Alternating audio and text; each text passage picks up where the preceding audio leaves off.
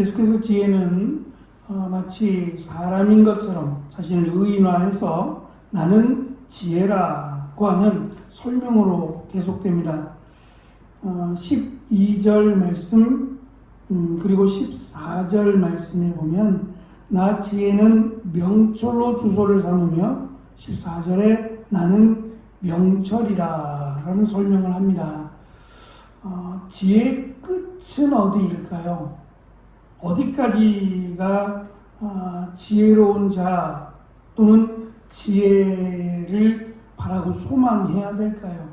지혜의 시작은 지혜의 근본이라고 소개하는 다시 13절에서 지혜를 소개하면서 지혜는 또 지혜의 근본은 여호와를 경외하는 것으로 설명을 했습니다.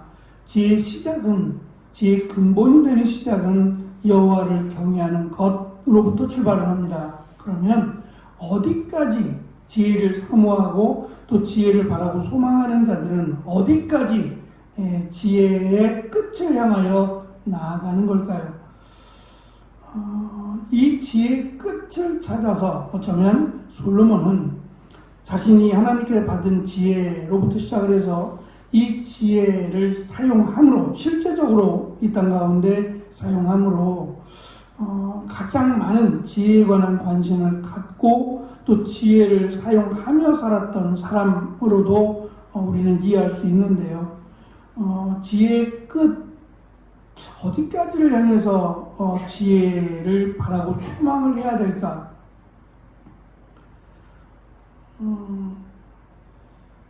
어느 한 분야의 전문가가 된다는 것은 그 일에 내가 관심을 갖고 또 그 일을 좋아하는 것부터 사실은 시작이 됩니다. 그것의 마지막, 그 끝은 우리가 흔히 말하는 달인이라고 하는 것에서 끝이 나지는 않습니다. 해도 끝이 없는 것이 한 분야의 전문이라고 할 수 있을 겁니다. 이 산악 등반하는 일에 있어서 최고라고 하는 가장 높다 험하다라고 하는 이 에베레스트 산의 정복을 두고 이 전문가들이 하는 말입니다. 많은 사람들이 실수하고 또 많은 사람들이 착각하는 것 가운데 하나가 가장 높은 산을 등반하면 정복하면 마치 내가 그 정복이라고 하는 등반이라고 하는 것의 끝을 본 것처럼 이야기한다고요. 그러나 실제는 그 수많은 산들 각기 다른 그러니까 등반을 하면서 겪게 되는 각기 다른 산들이 있지 않겠어요? 험하다는 기준도 다르겠지만 각기 다른 모든 산을 다 등반할 수 없는 겁니다. 우리나라 산도 마찬가지고 세계의 그 많은 산들을 다 어떻게 등반하냔 말이에요. 그러니까 대표적으로 가장 험하다라고 알려진 산을 정복하면 나는 그 산을 정복했다라고 말을 하는 거지, 평생도록 자신이 산을 좋아하고 등반을 좋아하면 평생도록 등반하는 것이다. 그것이 산을 사랑하고 등반을 사랑하는 사람들의 생각이다라는 거예요. 마치 에베레스트 산을 등반하고 나면 정복하고 나면 이제 끝인 것처럼 더 이상 내가 산을 등반해야 될 이유가 없는 것처럼 생각한다면 그것은 착각이고 어리석은 생각이라는 거죠. 한 분야의 전문가는 내가 그것을 좋아하는 겁니다. 좋아하고 그것을 제대로 습득해 나아가는 사람, 그것이 전문가의 생각이죠. 그러니까 끝이라는 것은 없는 겁니다. 내가 할 수 있는 한, 내가 좋아하는 일, 그 일을 계속해서 할 수 있다면 그것이 전문가고 그것이 달인이라고도 할 수 있겠죠. 지혜의 끝은 처음과 같습니다. 여호와를 경외하는 것, 그것이 지속되어져야 지혜라고 할 수 있고 또 그것을 통해서 오늘 명철로 주소를 삼는다 또는 나는 명철이다 라고 소개하는 것처럼 잠깐 말씀드렸던 이 명철로 번역된 단어가 교육이라고 하는 교육과 관련되어서 주로 사용을 하는데 15장 5절에 보면 아버지의 훈계에 귀를 기울여 신중하게 행동을 할 때 그것을 명철이 있다라고 이야기하고 19장 25절에 자신의 잘못에 대해서 주의를 받을 때 그것을 감사함으로 받게 되면 그것은 명철한 사람으로 연결해 설명합니다. 다시 말하면 마치 지혜가 우리의 삶에 있어서 바른 길 또는 빠른 길을 설명한다면 명철이라고 하는 것은 자동차를 비유하면 브레이크와 같다는 거예요. 멈춰야 할 때를 멈출 수 있는 것, 자기의 속도를 조절할 수 있는 것, 그것을 명철이라고 부릅니다. 그래서 12절에는 이 명철을 다른 표현으로 지식과 근신을 강조하고 그것을 찾아서 얻는다라고 말합니다. 지혜만 있다 그래서 그가 지혜로운 사람이 되는 게 아니라 이 지혜를 통해서 이 지혜를 바르게 사용할 때 그리고 이 지혜를 마치 솔로몬은 밤잠을 자지 못할 만큼 너무도 관심 있는 게 많았어요. 하늘의 별에 관심이 많았고 식물에 관심이 많았고 동물에 관심이 많았고 건축에 관심이 많았고 등등 자신의 그 관심 있는 부분을 감당함에 있어서 밤잠을 이루지 못할 만큼 근데 그렇게 폭주하듯이 달려왔는데 그가 내린 결론은 해 아래 새 것이 없다예요. 자기도 그렇지만 여기에 대해서 관심을 가졌던 수많은 사람들이 있었는데 그들의 생각 또는 그들의 관심을 결국 반복하는 일밖에 없다는 거예요. 한 예로 학위를 받는다는 공부하기 위해서 유학을 갔고 공부라고 하는 사실 박사가 끝은 아닌데 학위를 받는 사람들에게는 일단락이 되는 부분이 박사 학위죠. 그러니까 그 부분을 위해서 온 신경을 쓰고 박사학위를 받기 위해서 자신의 가장 우선순위를 공부에 두고 살아가요. 제가 아는 한 목사님은 저보다 훨씬 먼저 유학을 가셨어요. 제가 2층에서 공부를 했는데 그분도 2층에서 공부를 하셨어요. 근데 제가 첫 만남을 가질 때 저도 젊은 때였지만 그분도 젊은 나이였어요. 거의 비슷한 또래의 저보다 좀 일찍 오거나 비슷한 또래의 유학을 오셨는데 그 젊은 날에 조금 물어보기 곤란한 물어보기 좀 왜 그러냐고 물어보기가 조금 곤란했어요. 그래서 신 목사님한테 목사님 저 목사님은 왜? 라고 해서 물어봤어요. 그게 뭐냐면 굉장히 건강해 보여요. 진짜 몸이 굉장히 탄탄해 보일 정도로 운동을 하는구나. 저분은 운동하는 분이구나 라는 걸 느낄 만큼 몸이 탄탄합니다. 일단 외형도 얼굴도 그렇고 꼭 운동선수 같아요.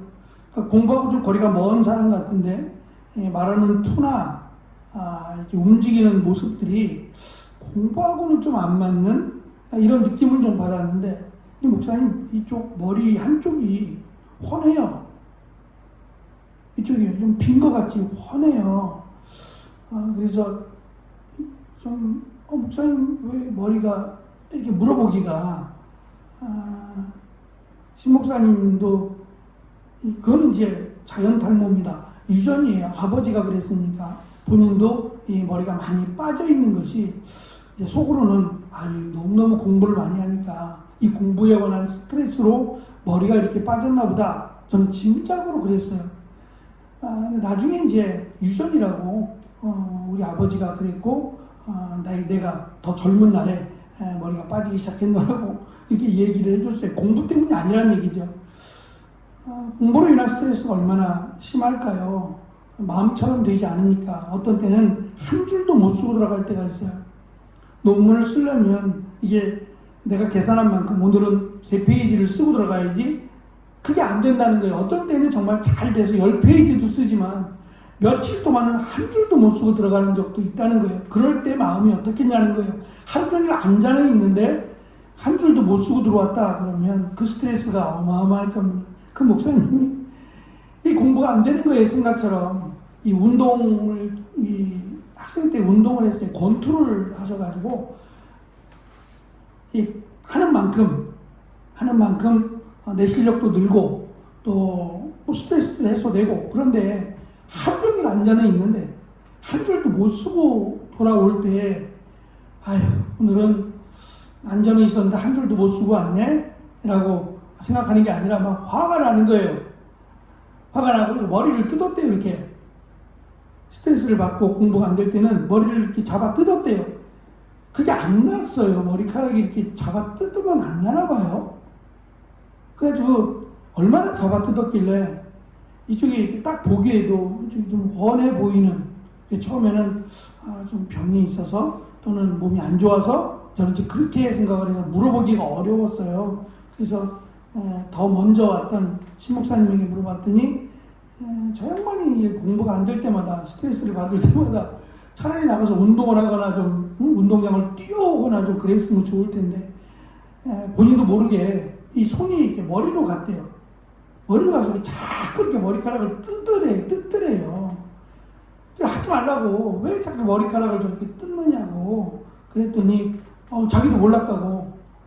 자기도 모르는 사이. 그러니까 그것에 대한 스트레스가 상당히 심했던 거죠. 결국 이분은 석사만 졸업하고 박사는 지금도 하고 계실지 모르겠어요. 한국에 들어왔다가 나중에 다시 이제 선교사로 가셨는데, 아직 졸업했다는 얘기를 못 들었으니까 공부를 계속하고 있는 건지는 잘 모르겠습니다. 솔로몬은 밤잠을 자지 못하고 그렇게 살아왔어요. 그런데 그것이 헛되다는 거죠. 늘 자기처럼 고민하고 또 그것에 대해 갈급해했던 사람이 있었다는 거죠. 그러니까 그 한계를 짚고, 그렇다고 내가 일상을 포기할 수 없잖아요. 늘 주어진 삶 속에, 정해진 삶 속에서 내가 해야 될 일들을 감당하며 살아가는 것, 이것을 명철이라고 부른다는 거예요. 멈춰야 할 때를 멈추는 것, 이것이 명철인데, 이 명철은 반드시 지혜와 함께 있어야 된다는 거죠. 그래서 명철로 주소를 삼으며 라고 번역을 했는데, 이 주소를 삼다라고 하는 단어가 이웃이라고 하는 단어예요. 그러니까 주소라고 번역할 것이 아니라 이웃이라고 번역하는 것이 더 맞아요. 그러니까 가장 가까운 이웃을 또는 친구를 가장 가까운 사람으로 여겨왔기 때문에 무엇과도 가장 친숙하게, 가장 가까이 옆에 두어야 할 것은 명철이다라고 하는 이야기입니다. 잠언 14장 24절에 보면 지혜로운 자의 재물은 그의 면류관이요 미련한 자의 소유는 다만 미련한 것이니라고 말씀합니다. 여기서 지혜로운 자의 재물은 그의 면류관이요 라고 하는 부분에서 이 재물로 번역된 단어를 70인역에서는 명철로 번역을 했어요. 지혜에게 있어서 명철은 그의 면류관이라는 말입니다. 저는 이 말이 더 설득력이 있다고 생각합니다. 잠언을 시작하면서 지혜의 근본, 지혜의 시작을 여호와를 경외하는 것임을 수차례에 걸쳐서 잠언에 한 5번에 걸쳐서 밝힙니다. 가장 중요하다라고 생각하는 거죠. 그것의 실제적인 모습은 계속된 것처럼 악을 미워하고 교만과 거만과 악한 행실과 패역한 입을 미워하는 것으로 구체적으로 설명을 합니다. 또한 지혜는 그것들을, 지혜의 여러 가지 모습들, 그 모습들을 사용해서 왕들이 치리하며 방백들이 공의를 세우며 재상과 존귀한 자들이 그것을 사용해서 다스려야 함을 강조합니다. 왕들은 백성을 다스리는 통치자들이고 고대 사회에서는 신들이 이들에게 지혜를 준다고 생각했다고 합니다. 그래서 왕들은 신들이 주는 지혜로 백성들의 삶의 모든 영역에서 기준을 세우는 역할을 했다고 합니다. 방백들은 고위 관료들을, 재상들은 왕자들을, 존귀한 자들은 귀족들을 의미합니다. 거의 리더들이라고 할 수 있는 자들인데, 그들은 공의와 정의로 백성들을 다스려야 되는데 여기에 지혜가 필요하다는 거예요. 그리고 이 지혜에 더할 수 있는 것이 명철이라는 거예요. 아무리 급하고 아무리 자기가 원한다고 해도 그것이 정말 하나님을 여호와를 경외하는 일에 필요한 일이지 또 그것이 자신의 개인의 유익을 위한 것인지를 분별하고 그것의 계획을 세워서 추진하는 일에는 지혜와 명철이 함께해야 한다는 겁니다. 지혜는 지적인 면보다 솔로몬이 강조하는 지혜는 지적인 면보다 실용적인 면들이 강하고 또 이것을 통해서 사람을 살리고 사람을 세우는 일에 사용되어야 한다는 거예요. 안타까운 것은 솔로몬이 이렇게 강조하는 이유 가운데 하나가 솔로몬이 자신의 지혜를 자랑하려고 했다는 점을 들 수 있어요. 많은 사람들에게 지혜로운 왕으로 소문이 나기를 솔로몬은 원했거든요. 그래서 주변에 많은 왕들이 솔로몬을 방문했고 솔로몬의 지혜를 듣고자 했어요. 그러나 정작 그 지혜로 하나님을 경외하는 일에는 실패했습니다. 이제 그것이 있었기에 솔로몬은 지혜를 여호와를 경외하는 것으로 시작해서 명철이라고 하는 멈출 때 멈출 수 있는 것 이것을 강조함으로 참 지혜가 멀리 있는 것이 아니라 아주 가까운 곳에 하나님의 말씀에 있으며 그 말씀을 내가 지킬 때에 근신할 수 있는 명철함으로 멈춰야 될 때를 멈출 수 있는 그런 지혜가 있기를 솔로몬은 권면하고 또한 가르치고 있습니다.